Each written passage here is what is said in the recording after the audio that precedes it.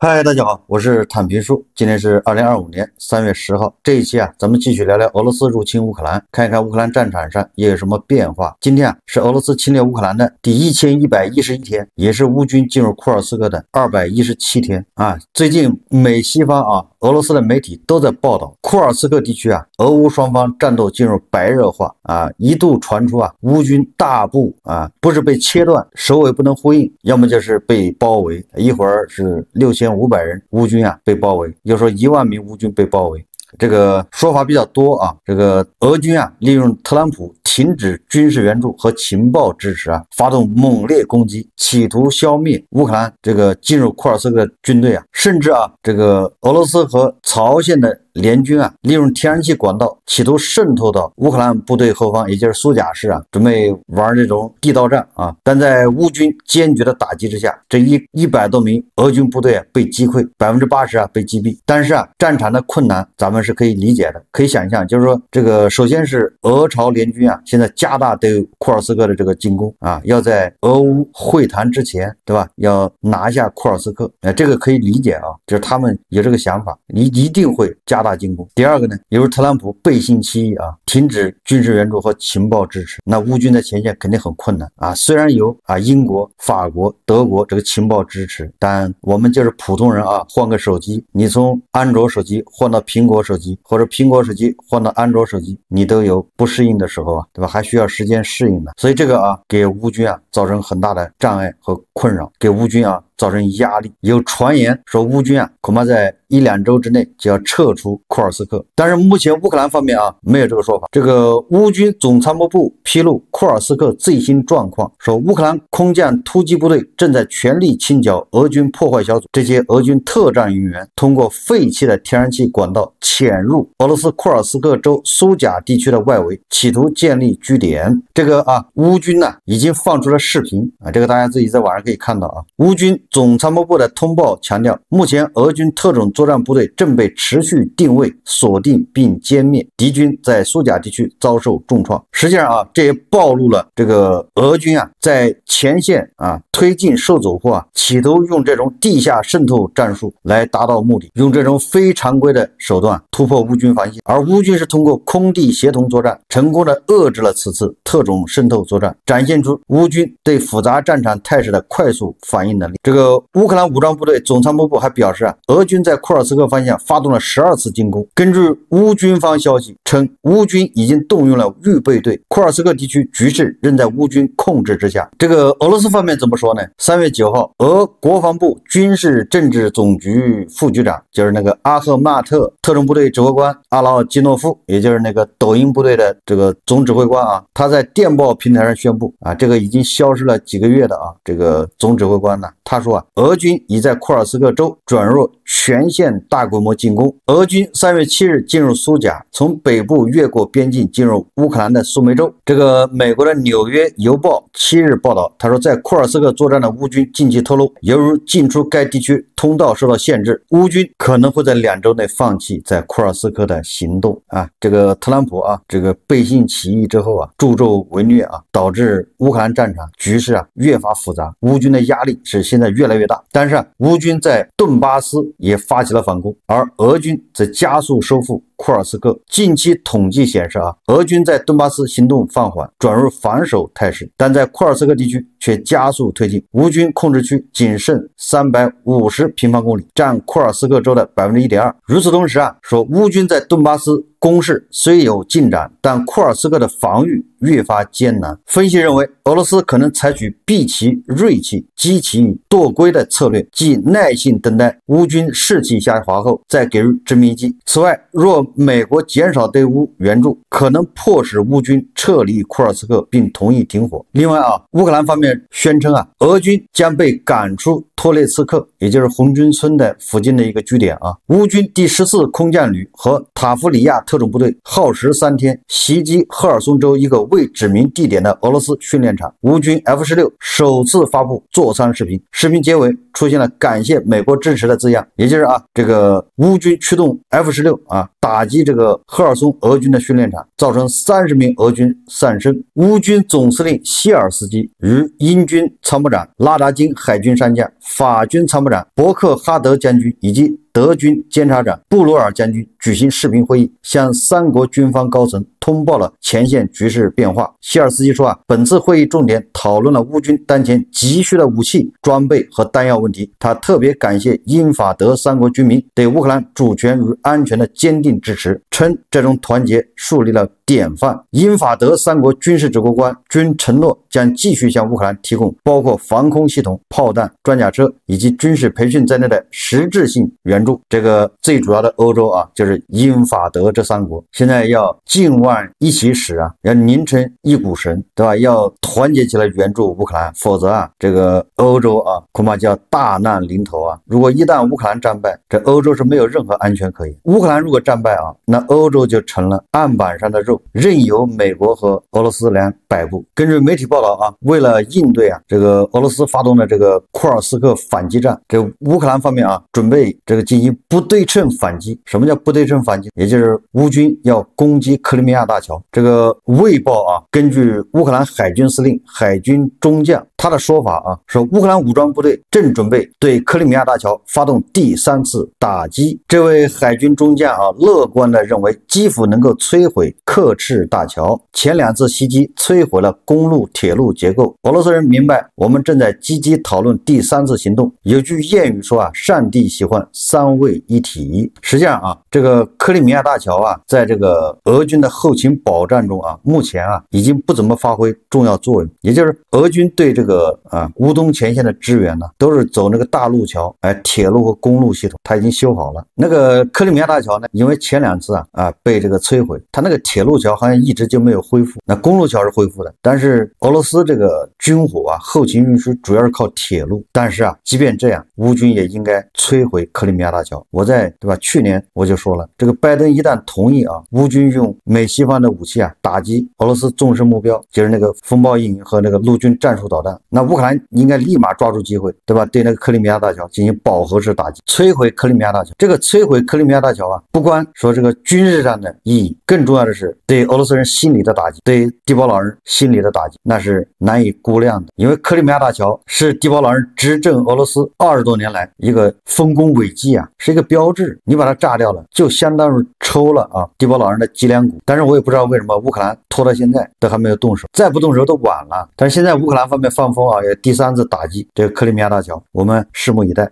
祝乌军好运是不是说明这个德国的这个金牛座很快就到乌克兰了用金牛座炸这个克里米亚大桥，那绝对是绝配一物克一物当然这个克里米亚的敌后武工队也没闲着，说今天早上乌克兰人和克里米亚鞑靼人这个一个地下组织，他们在克里米亚搞了一个大新闻这些地下武装人员阻止了俄军从克里米亚转移燃料，他们成功的在战克伊地区这个进行了一次破坏占领者后勤的行动。也就是说这些叫敌后武工队或者叫铁道游击队跟踪了一列前往扎波罗热地区的燃料列车，也就是火车并袭击了铁路基础设施，摧毁了继电器柜，结果铁路运输设备被推迟，占领者面临供应问题。这不就是铁道游击队吗？总体上看在这个俄乌战场上，现在由于特朗普的这个背信弃义倒行逆施事实上他已经开始在帮俄军，在帮普京所以给乌军在战场上制造了非常大的压力。3月9号库尔斯克边境地区，乌克兰武装部队第61旅乌克兰士兵抱怨，只要一打开新链，就会立即遭受 FIB 制导滑翔炸弹、火炮和 FPV 无人机的攻击。他们指控马斯克把新链接收器的坐标泄露给了俄罗斯，但目前又没有可以替代的新链装备。乌克兰军队依靠新链策划袭击，研究地形和评估炮击的有效性。你看这个不知道是偶然现象，是巧合呢，还真的是像乌军士兵说的这样，是马斯克这个新链公司把这个乌军的坐标给了俄军，对吧？目前不得而知，但是有这样的怀疑，怎么这么巧呢？然后这个马斯克3月9号他在自媒体上说他说这个他旗下的星链互联网卫星通讯服务是乌克兰军队的支柱，如果关闭该系统，乌克兰整个前线将崩溃，还是在威胁乌克兰。说实话现在关于特朗普、关于马斯克很多说法做法，这个信息非常混乱，这没有办法核实没有办法来一个非常准确的报道。这个也就是说啊，比如说美国暂停跟乌克兰情报共享，到底暂停到什么程度？好像现在也没个说法。如果说全部停了，但是乌军好像还在打击俄罗斯啊，还在炸俄罗斯的这个腹地的一些目标炼油厂。但如果说你说一切啊还像以前那样，那似乎乌军现在压力也非常大。所以说啊，这个信息啊比较乱。你比如说这个马斯克，传言马斯克要断星链，已经传了将近1个月了。马斯克本人啊，还有星链公司多次出来辟谣，但是今天马斯克你看又出来威胁啊。这个路透社3月9日报道啊，说俄罗斯楚瓦什共和国行政长官尼古拉耶夫当天表示，一架乌克兰无人机夜间袭击了当地的一处工业设施，该地区距离俄乌边境1300公里。俄罗斯国防部当天早些时候表示啊，从8日晚到9日清晨，俄罗斯防空部队摧毁了88架乌克兰无人机，夜间无人机袭击了库尔斯克地区叫科雷诺沃。俄方还声称新佩利斯克冶金厂遭到袭击，在粮站听到了爆炸声。在夏诺夫哥罗德州的科斯托沃，当地人拍摄到了工业区的爆炸和火灾。你看啊，首先这个叫楚瓦什共和国，这个地方离俄乌边境1300公里，乌军的无人机已经飞到那儿轰炸这个工业设施。我想这个坐标、这个导航，对吧？这个信息谁提供呢？对吧？这是俄罗斯人说的，乌克兰的无人机飞到1300公里去轰炸，对吧？对俄罗斯纵深的打击根本就没有停，所以你也很难说啊，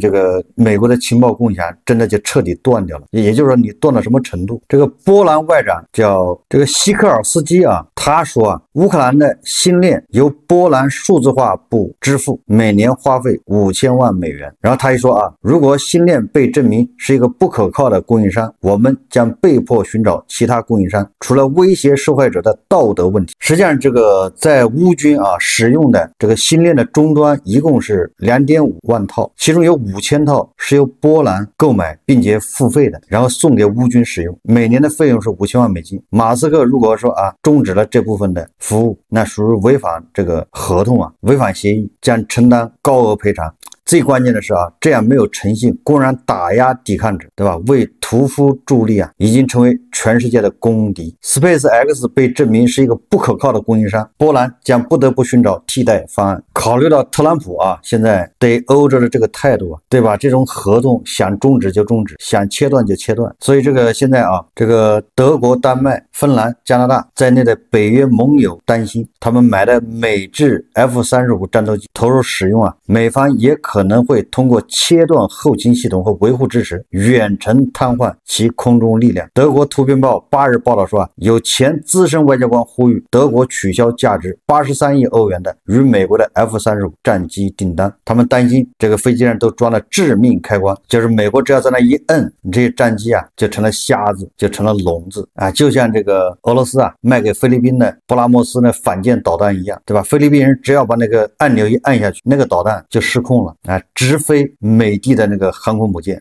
黄俄都是这么想的，要不然俄罗斯怎么可能，对吧？把这个反舰导弹卖给菲律宾呢？菲律宾准备用它来打谁啊？那只能是打美帝啊。所以这个啊，对这个美国的军工啊，那是非常大的一个打击。以后欧洲人啊，采购美国的这个军事设备恐怕就大幅度下降，开始消化德国、法国自己的这些装备。所以说啊，特朗普就是算小账吃大亏啊。我们再看看这个马斯克的倒行逆施啊，马斯克现在啊，这个被权力欲啊已经牢牢的控制了，跟着特朗普后面可以说是越走越远。这个马斯克自己发了一个 X 啊，说啊应该制裁乌克兰的寡头，说制裁乌克兰寡头是解开困局的关键。也就什么意思呢？就是马斯克支持啊，建议啊美国政府制裁在国外，尤其是摩洛哥的乌克兰的那些寡头，顶级寡头，因为他们在支持泽连斯基啊反抗俄罗斯的侵略，那也就是断泽连斯基的这个财路，还有国内的这些支援，再对欧洲施压，这样逼泽连斯基走上谈判桌。你说啊，这个马斯克现在已经变成这样。我记得啊，那个张维迎老师啊，好像去年就说过，说马斯克这么聪明的人不能从政，说马斯克要从政的话，一定是人类的灾难。现在这么一看，还真是。关于这个稀土协议啊，特朗普这边又开始在放风啊，两边摇摆，一会儿说他希望签稀土协议，认为很有可能要签成；一会儿说啊，稀土协议并不足以恢复军事援助啊，稀土协议他又增加了条款，要求乌克兰接受这个割让领土，并且啊要求泽连斯基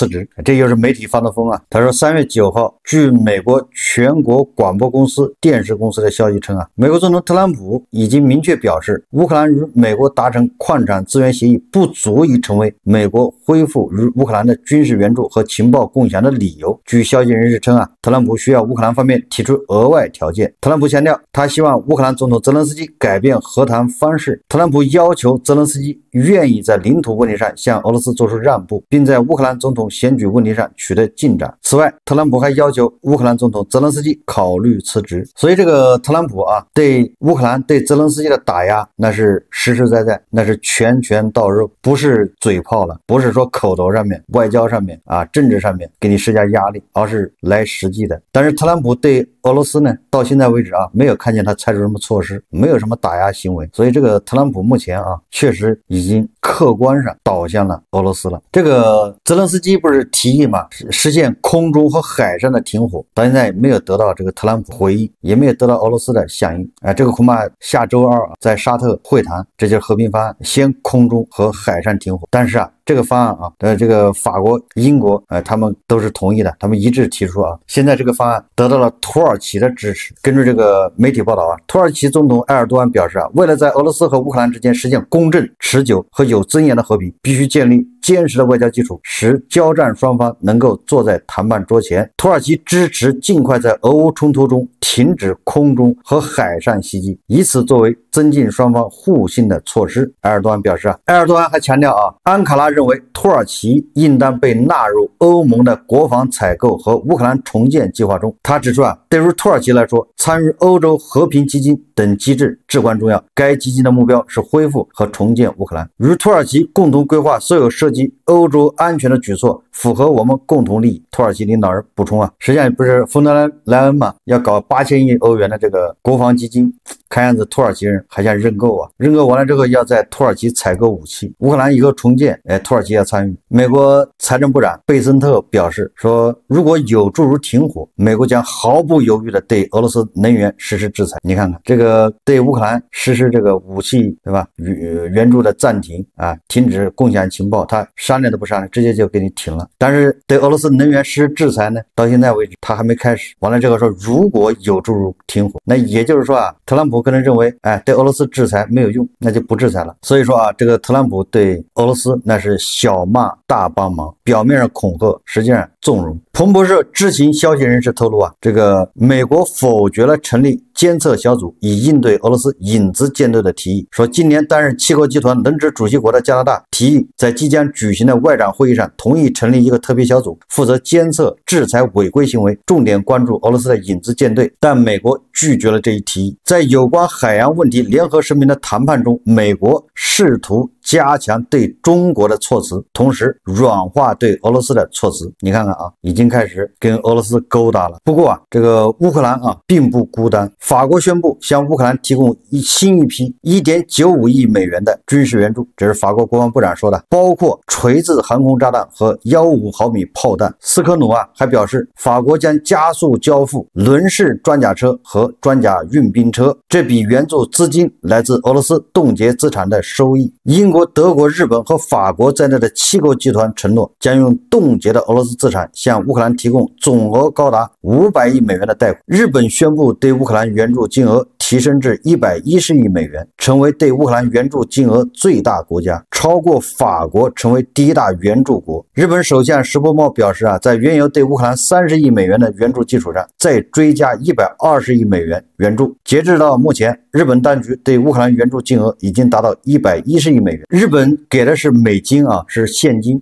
不是物资，这个实打实的啊。3月8日消息，有望出任下一任德国总理的梅尔茨宣布，基督教民主联盟、基督教社会联盟和德国社会民主党成功组成执政联盟。梅尔茨说啊，我们已经就一些事实问题达成一致。这个梅尔茨多次呼吁啊，不能仅仅依靠美国军队，还要依靠法国的核武器进行核威慑。这个梅尔茨在支持乌克兰上面，比那个过去的那个舒尔茨啊，那还要坚定。啊，它已经阻隔成功啊，那很有可能啊要援助乌克兰，这个叫金牛座巡航导弹，说不定这个导弹啊已经在运往乌克兰的途中啊。德国的这个内阁啊，如果能稳定的话，那么这个对乌克兰来说啊，对俄乌局势起着决定性的作用。只要德国、法国、英国这3个国家思想一致，能够达成一致，能够统一起来，只有这些国家援助乌克兰就足够了啊。这3个国家如果说啊近日万一处使啊，俄罗斯也没有赢的可能。好，这期节目我们就聊到这里，感谢大家收看。如果喜欢我的节目，欢迎订阅转发，也可以在下方留言评论，谢谢大家。